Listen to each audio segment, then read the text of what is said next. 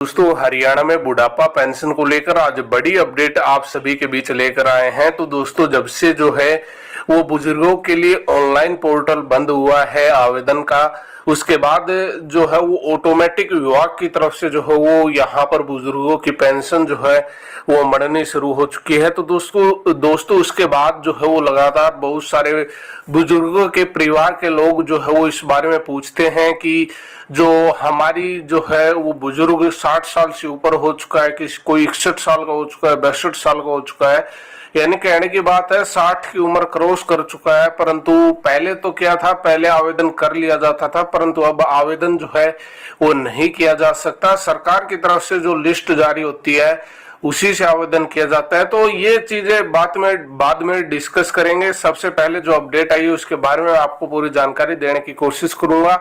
इसके अलावा अगर आप चैनल पर नए हैं और हरियाणा से जुड़ी हर एक प्रकार की अपडेट की जानकारी अगर आप समय समय पर पाना चाहते हैं तो चैनल को जरूर सब्सक्राइब करें। वीडियो अच्छी लगती है तो वीडियो को लाइक और शेयर भी जरूर करें।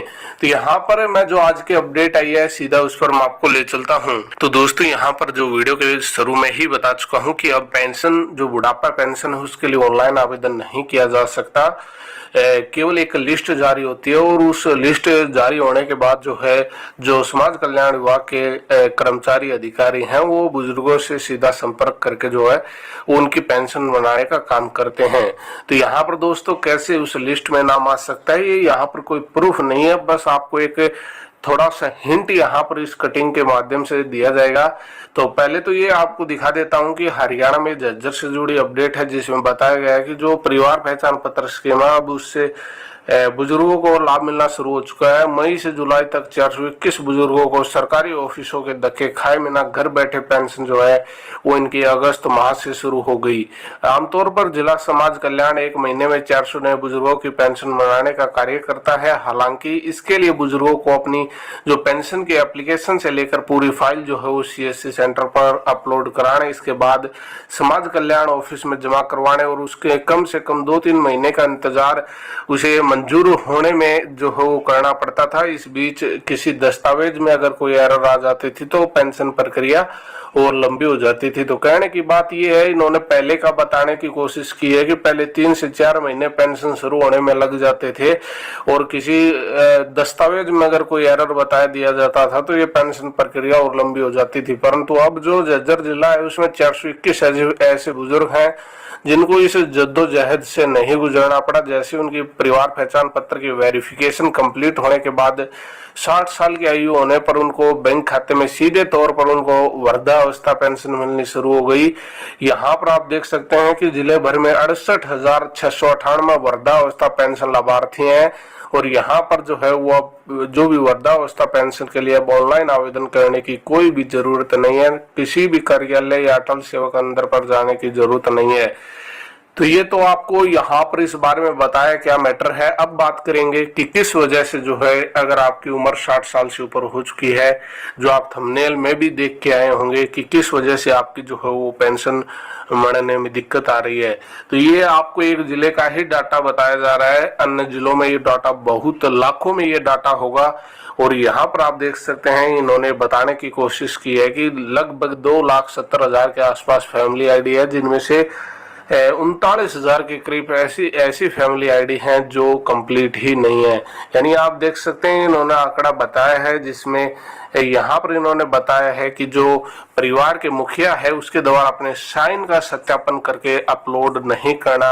यानी ऐसे भी हरियाणा में अभी कैंडिडेट, यानी ये आप एक जिले का देख सकते हैं जिसमें लगभग 40,000 के आसपास एक ऐसे कैंडिडेट है जिनकी जो उन्होंने परिवार पहचान पत्र है वो फाइनल अपलोड नहीं कर रखा है। अब ये आप देख सकते हैं वेरिफिकेशन के लिए किन किन चीजों की जरूरत है, यानी कब आपका जो नाम है वो यहाँ पर जो समाज कल्याण विभाग के पास लिस्ट आती है तो उस लिस्ट में आपका कैसे नाम आ सकता है। तो ये एक बार देख लीजिएगा कि पेंशन के लिए अभी दूसरा फेज जो है उसका कार्य चल रहा है, जिसमें से जो है वो आप इन्होंने बताया कि 4,000 बुजुर्गों को दूसरा फेज में वेरिफिकेशन होना था जिसमें 3,000 का हो चुका है। ये जो 669 है उनकी वेरिफिकेशन अभी पेंडिंग है। तो यहाँ पर आप मैं बताना चाहूंगा कि ये आप देख लीजिएगा कि किन किन चीजों की आपको जरूरत होगी।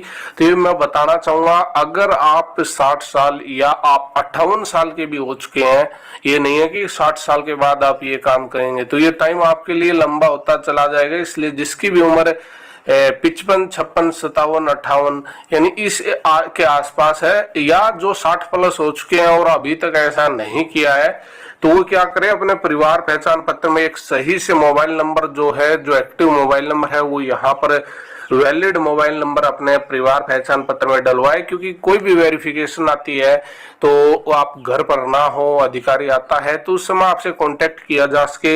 इसके अलावा जन्म प्रमाण पत्र के अलावा अगर जन्म प्रमाण पत्र जो बुजुर्ग व्यक्ति हैं उनके पास नहीं है, तो उनके लिए भी मैं इस वीडियो में बताऊंगा कि किन किन चीजों को लगा सकते हैं आप परिवार पहचान पत्र में। बैंक खाता नंबर और जो एड्रेस प्रूफ की वेरिफिकेशन है, उसके बाद जो है वो ये सीधे तौर पर बुजुर्गों की जो पेंशन है वो मिलनी शुरू हो गई। तो दोस्तों ये यहाँ पर इनकी वेरिफिकेशन हुई, पर मैं ये भी बताना चाहूंगा कि आप परिवार पहचान पत्र में अपना मोबाइल नंबर से ही डलवाएं, बैंक खाता जो है वो आप अपडेट करवा लें। और ये आप यहाँ पर देख सकते हैं, जो जन्म प्रमाण पत्र अगर आपके पास नहीं है तो जो आपकी पेंशन वेरिफिकेशन है उसके तहत 4 बिंदु आपके लिए महत्वपूर्ण है, जिसमें 10वीं की मार्कशीट, अगर कोई अनपढ़ है तो वहां पर जो हो स्कूल सर्टिफिकेट कभी गया हो तो वो भी लगा सकता है। ये लगाना कहाँ पर होगा, यानी जो कैंडिडेट का फैमिली आईडी में एक डाटा पूरा ओपन होता है, तो वहां पर कैंडिडेट को ये चीजें, अगर उसकी उम्र नजदीक है 60 साल के आसपास या उससे ज्यादा हो चुकी है, तो वो अपना फैमिली आईडी में जो इन चीजों को अपडेट करे। ये जरूरी नहीं है कि आपका नाम आए, परंतु ये उम्मीद लगाई जा रही है कि आज इस अपडेट के अनुसार जैसे बताया जा रहा है उस हिसाब से जो है वो आपका प्रक्रिया में जो है वो नाम आ जाए।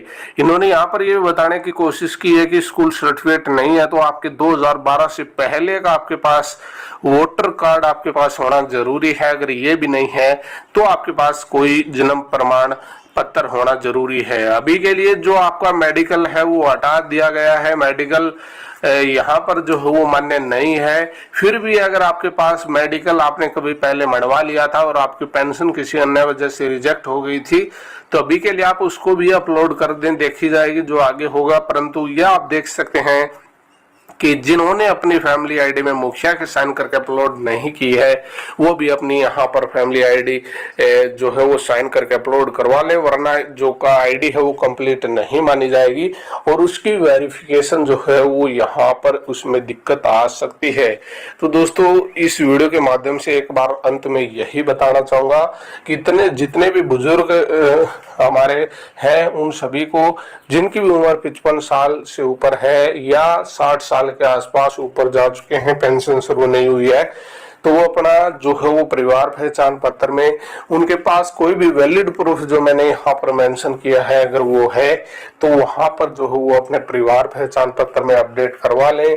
और यहाँ पर दोस्तों आपको जैसे ही ये करवाते हैं तो आप उम्मीद लगा सकते हैं कि जो फेज अनुसार कार्य किया जा रहा है बुढ़ापा पेंशन को लेकर, हो सकता है उसमें आपका नाम आ जाए। तो दोस्तों ये आज की अपडेट थी, उम्मीद करता हूँ पूरी जानकारी आपको अच्छी लगी होगी। आगे जैसे ही और कोई अपडेट आएगी आपको जरूर इन्फॉर्म करेंगे। तब तक के लिए धन्यवाद।